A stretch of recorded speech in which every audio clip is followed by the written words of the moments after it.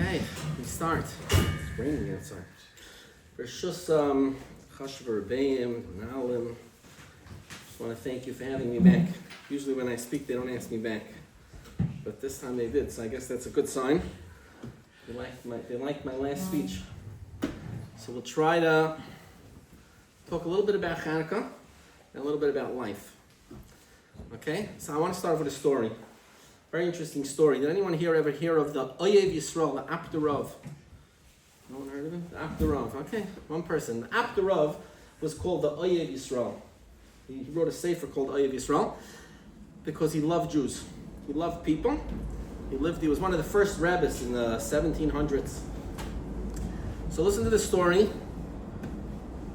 You have to use, it's not just an easy story to listen to. You have to this Yid comes to his Rebbe, to the Abdurav, and says, Rebbe, I have no money, I have to make a wedding. Help me out. So the Rebbe tells him how much money you have. He says, I only have 100 rubles. 100 rubles left. $100, it's not enough to make a wedding. He says, how much you need? He says, I need at least 1,000 rubles to make the wedding. So the Abdurav tells him like this, I want you to do the following. I want you to go into business. The first business deal that comes along, jump in. Jump into the deal, don't be scared, and that's it.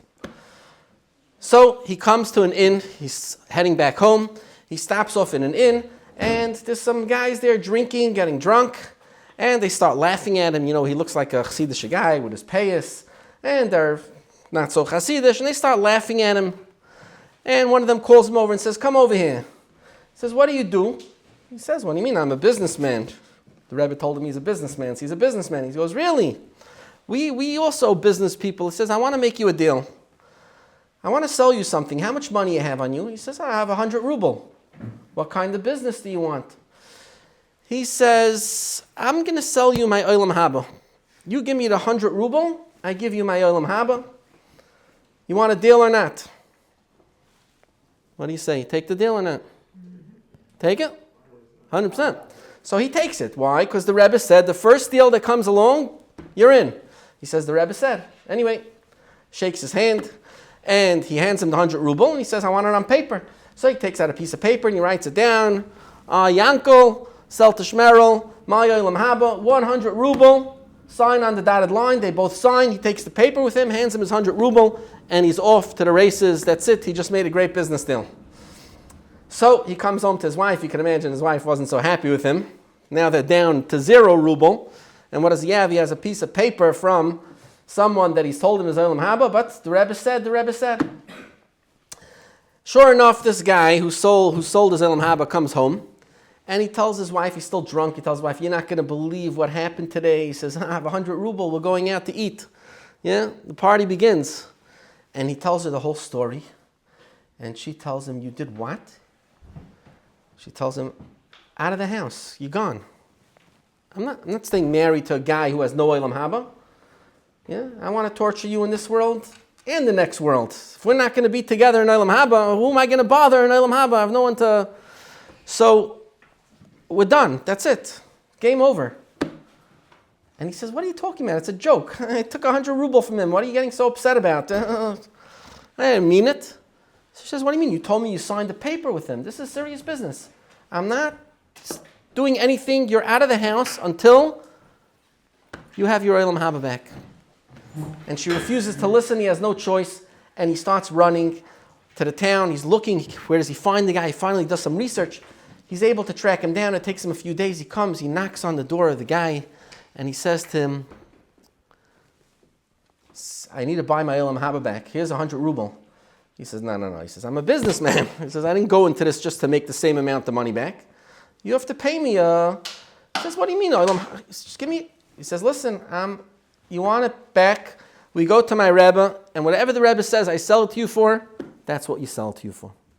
And they go in back to the Abdurav, and the Abdurav says you have to pay him $1,000 for the olam haba. $1,000 ruble. He has no choice. He takes out 1,000 ruble, and he pays the guy, and now the guy has money for his wedding, happily ever after. Till the guy comes home. So he comes home and he tells his wife, here, I got the paper back. I got my olam haba back. She says, how'd you get it back? She says, well, he took me to the Rebbe. I paid him 1,000 ruble. She goes, you fool, 1,000 ruble for your Olam Haba? Your Olam Haba is worth $1 maybe, tops. I just wanted you to get it $1,000. What are you, crazy? And she's fuming at her husband. How do you do such a thing? So she says, we're going back to this Rebbe. We're not giving in so easy. And she schleps him back to the Abderov. And she walks into the Abderov and says, Rebbe, you did a terrible thing, eh? You did a horrible... And she asks him like this. Something doesn't add up over here. If my husband's Olam Haba is worth 1,000 ruble, then when he purchased it for 100, he ripped me off. He stole it from my husband. He should have paid him 1,000 ruble. Why did he pay him only 100? And if it was right that he purchased it only for 100, so then why are you making him pay 1,000 now? The two things can't go together. Either his Olam Haba is worth $100 or it's worth 1,000. If it's worth 100, so then he ripped him off when he sold it back to him for 1,000. If it's worth 100, so then sell it back for 1,000. The two things don't add up. You like the question? Good Taina? She's saying good? She's arguing her case well? No? I think it's a good case, no? It happens to be, by the way, that's the halacha. You should know. You're not allowed to rip someone off. Works both ways. You're not allowed to rip someone off, even if you're purchasing something. Yeah? Let's say I go into a store and I see something on the shelf and I know that thing is worth. Yeah, I go into a store, they're selling baseball cards, and here's over there, baseball cards still a thing? Whatever, basketball cards. Yeah, and he sees a Michael Jordan rookie, yeah? Guy's selling it for $5. I have to tell the guy, this is not worth $5. This is worth $10,000 or whatever it is. You can't just buy it for $5. You're stealing from the guy. Yeah. So the same thing over here. If the Olam Haba is worth it, he stole it. If it's worth 1,000, pay it back. So listen to what the Abderov said. Brilliant. Listen to this brilliance. He said like this. He said, the guy did nothing wrong. Your Olam Haba is worth what you value it. What I value my Olam Haba, that's what it's worth. When you sold it to him for 100 ruble, that's what you felt the value of your Olam Haba was. It was 100 ruble. So he paid you 100 ruble. Now, how much is it worth to you? You want to go home. Your wife's not taking you back in the house unless you have your Olam Haba. Now it's worth 1,000 ruble. It went up in price. So he did nothing wrong. He bought it back for exactly what the price was. He sold it for the right price. He bought it back for the right price. End the story. Have a nice day. And that's what the Abderov told him. Good story? What's the lesson of the story? Follow your wife. Follow your wife. That's one lesson. Yeah, that's a very good lesson, by the way. You ready for marriage? What grade are you in? Huh? Huh? Huh? Ninth. Wow, okay. What's the lesson of the story? Anyone want to try? No one wants to try. Don't rip off people. That's a good lesson also. Follow your wife. Don't rip off people. These are all great lessons. You know? Anyone else? Don't sell your Olam Haba. Yeah, that's also a good lesson. Yeah, don't sell your Olam Haba. How much you want for your Olam Haba? Nothing. Not for sale. You should know. I know this is Rabbi Weinberger. He has a shul on Avenue M, and Ocean Parkway. He told me he once walked with his son. Listen to this story. It's a great story. They have sukkahs. They have a shuk. A shuk. You know what a shuk is? They have like a marketplace. All the esrogim dealers bring their esrogim and they sell them at low prices, cheap prices. You can get an esrog for $30, $40. Anyway, he's Erev Yontif. He goes with his son to buy his son an esrog, and his son picks up a winner. A beauty. What it was doing there, he has no idea. And someone's looking over his shoulder, Chassidish guy, looking over his shoulder, and he tells the kid, he says, listen, I work for a Rebbe, a big Rebbe, and he opened his esrog today that he spent $1,000 on, and it's turned brown. And he's desperate. He doesn't have an esrog. I don't know where you found that. He says, give me the esrog. It's for a Rebbe. The kid looks up at his father, and his father looks at him, and he says, well, the guy says, I'll give you 100 for it. He paid $30. He looks up at his father. His father says, it's up to you. He says, no deal. He says, I'll give you 200. Looks up at him. No deal. 300 already. The kid's already, you know what I'm saying? 300's already, that's a serious number. No, you could buy a scooter. How much is a scooter nowadays? Yeah, 300's a real number. He looks up at his father and he says, Tati, what do I do? What do I do? It's $300. He says, if you ask me, there's no money in the world you sell a mitzvah for. If he offers you the world, you don't sell that esrog. And the kid told him, I'm sorry, deal's off, and he walked away. No deal. The lesson of the story is, You know what schar, you know what reward you get for your mitzvah? Whatever value you place on it. If you value your mitzvahs, you value them, you take pride in them, you enjoy them, you place a value on them, then that's when Hashem pays you back. If your mitzvahs are like, blah, blah, you realize you put on tefillin this morning? You know what a great thing that is? You know how much reward you're going to get for that? If you value it, then that's the tremendous reward you're going to get for it. You're going to get so much reward for it if you just value it. But if you, I put it on this, I put on my tzitzis, you don't have any value in it. What does it do for me? What do mitzvahs do for me? What do my ma'asim tovim do for me? If I help at home, you help out. You help out at home. You know what a mitzvah that is? Greatest mitzvah in the world. You know how much olam haba you're going to get for that? You know how much value that is? How much would you sell that for? You wouldn't sell it for all the money in the world. Then that's the value you're going to get. Then that's the reward you're going to get. That's the lesson of the story. That's the lesson of the story. We're coming up to Hanukkah. Can we do something deep? Something deep? Something a little deep? I'll tell you something from Moshe Shapiro. You ever heard of Moshe Shapiro? Moshe Shapiro was a very deep thinker. He gave thousands of shiurim. He gave about 30 shiurim a week, but he was very deep. His shiurim were deep. 99% of what he says I don't understand, but this one I happen to understand, so I'll share it with you. He says like this, Yavan, who's good at math? Yavan, anyone do gematrias here? What's Yavan? Yavan is the Yavanim, right? The Yavanim. Hanukkah took place. The Yavanim, the Greeks. Yavanim is who said? 66. Excellent.